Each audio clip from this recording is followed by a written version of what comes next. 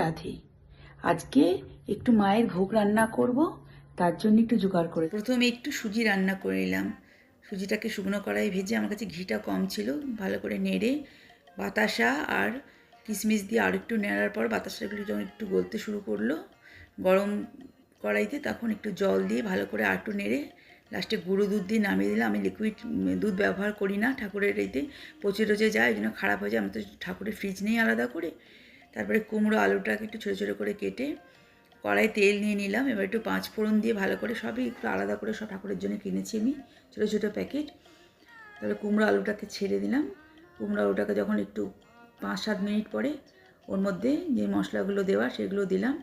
প্রথমে একটুখানি ধনে গুঁড়ো, হলুদ দিয়ে দিলাম, তারপরে ধনে গুঁড়ো সবই আলাদা করে কিনেছিলাম, জিরে গুঁড়ো, গোলমরিচটা ব্যবহার করি, গোলমরিচের গুঁড়ো, কিশমিশ, নুন যেটা, আর মিষ্টি হিসাবে বাতাসা দিলাম খানিকটা।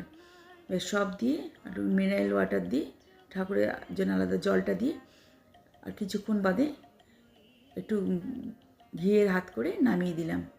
ঘিটা একটু কম ছিল, বারবারই খুব খারাপ লাগছিলো। তারপরে তেলের মধ্যে আমি ভালো করে ময়ন দিয়ে লুচিটা তৈরি করে লুচিটা ভেজে নিলাম। আমাদের লুচিটা ভাজার পরই পুজোটা তৈরি শুরু হয়ে যাবে। পুজোটা আমি নিজেই করেছি, আমার ইচ্ছে।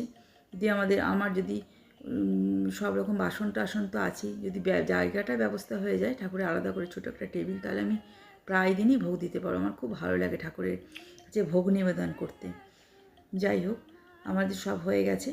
আর একটা কথা বন্ধুরা, আমি যেমন নারায়ণ গুরুর ভোগে তুলসী পাতা দিই, যেমন মা কালী, সিদ্ধিদাতা, গণেশের ভোগে এখন তুলসী পাতা দিতে নিই। অনেকে জানে, অনেকে জানে না, আমারই আগে জানা ছিল না।